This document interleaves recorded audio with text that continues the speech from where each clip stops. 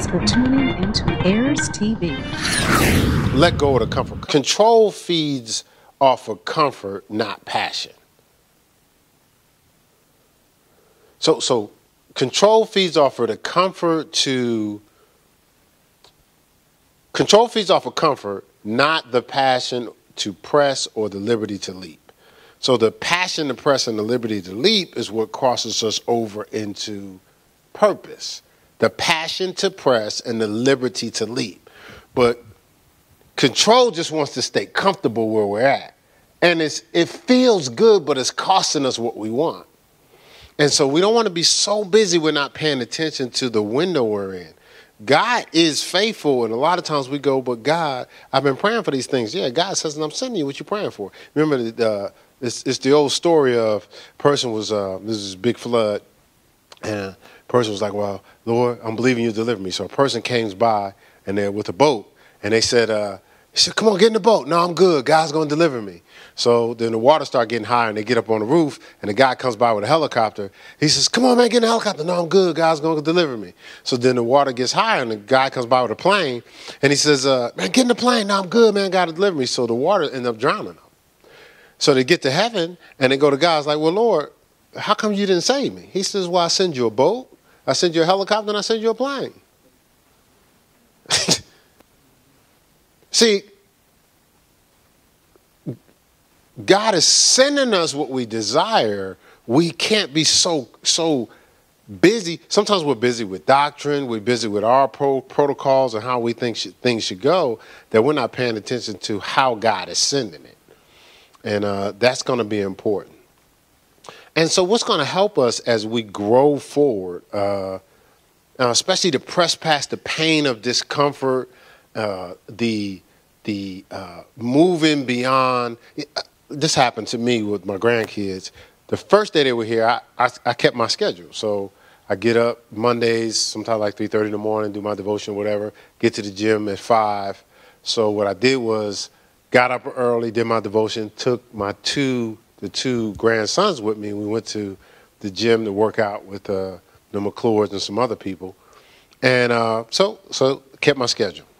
So then I had a certain schedule I was going to do on Tuesday. Wasn't taking them, but I had a schedule I had planned where I work out early in the morning, same thing, and didn't go.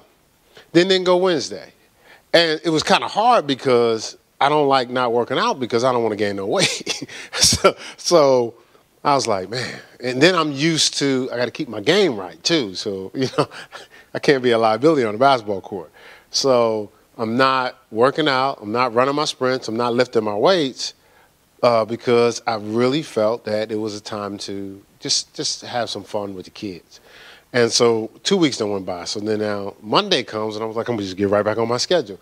But honestly, one of the things the Lord was trying to get me to do is heal from some injuries because I'm walking around tolerating pain. Shoulder pain, knee pain. I'll just stretch it out. I got this ball. She'll be watching me. I'm on the floor. I'm working the little knots out my shoulders and stuff like that. And the Lord was like, no, I just need to rest. But it's so hard for me to rest because I'm always doing something. Like, always doing something. And when I started I did a camp. And, it ended up being called the Heirs program, but it was Cameron Skills Development. And I researched it, and it had different workouts for young kids and stuff like that. And one of them said this. It said, you work out for 3 months and you rest a month to benefit from the workout. So help everything heal. I read that. I was like, what? Rest a month? Because back then, I wasn't even resting a day. So I was like, that's impossible. How can you rest a month? It didn't even register in my mind, but the scripture talks so much about Sabbath and rest. Enter into my rest. Some of the hard part for us experiencing God is we won't let go of the controls. We're so busy. We're not paying attention to God says, come unto me, all ye that are heavy laden. I'll give you rest. Take my yoke upon me and learn of me. Have rest for your souls. Matthew 11:28, I believe the scripture is. So God is saying, stop. Be still and know that I'm God. We're too busy, I got to make sure I do this. Got to make sure I do this. Got to make sure I do this. God's going, when you going to allow me to show you what I can do? I set this life up for you to float in me, but you won't allow me.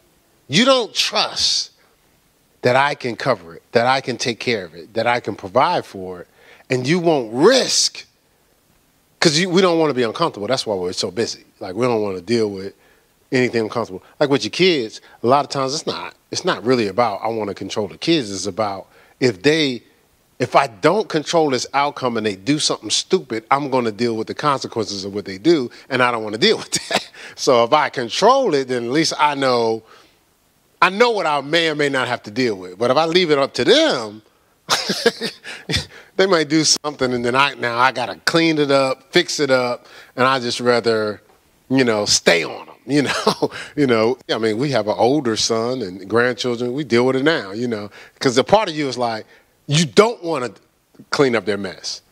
But we have to be still. We have to trust God. You don't have access to everything. I was talking to a player. His friend was dealing with cancer. I wasn't there.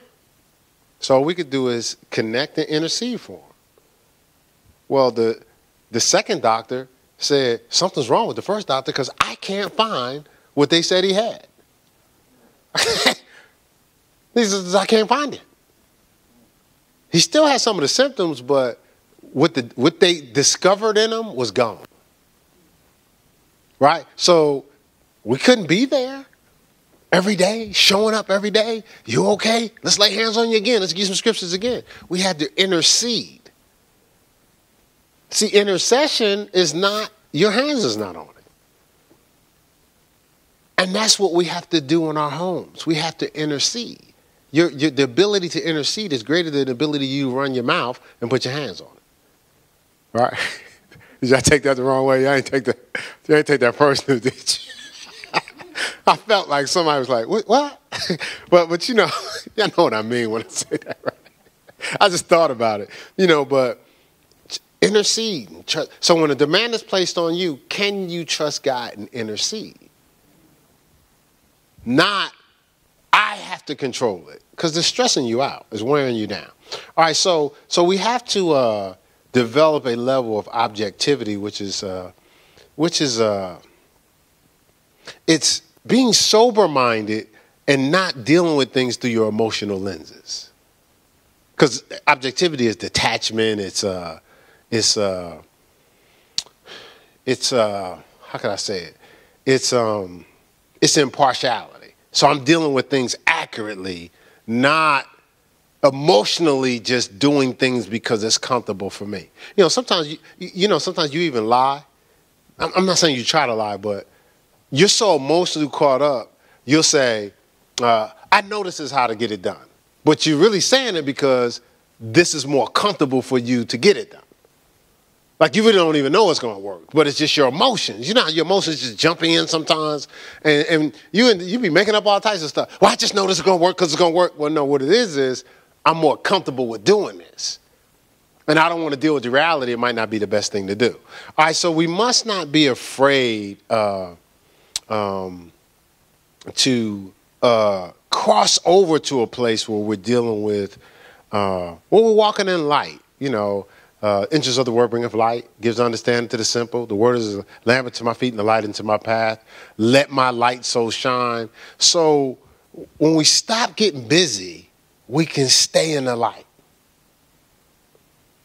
But, you know how we used to do this. I'm older, so what was that roach spray? The one with you had to, with the pump. I'm saying it was something seven. What was the name of that? It was this. It was real back in the day. It was this can. Yeah, and you had to pump. No, it was a spray, but you had to pump it. It was a huge can, but you had, when you sprayed it, you pumped that thing. So it had a big base and it had a big tube on it, and you sprayed that. Yeah. So, but I remember we would come in the house and we would turn on the lights, and the roaches would scatter. they were comfortable in the dark, but when there was light, and they would be all over the place. You know, they would just, you know. So if you had guests, you had to take somebody with you, you would throw a shoe in, you know. Yeah, get them to scatter before you walked in.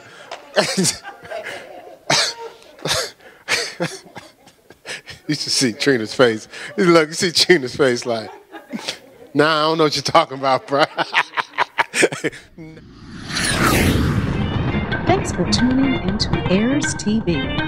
The completion of this video or entire audio can be accessed at our website at www.heirscc.org or on Heirs CCC channel, YouTube, and Heirs Radio via SoundCloud and iTunes.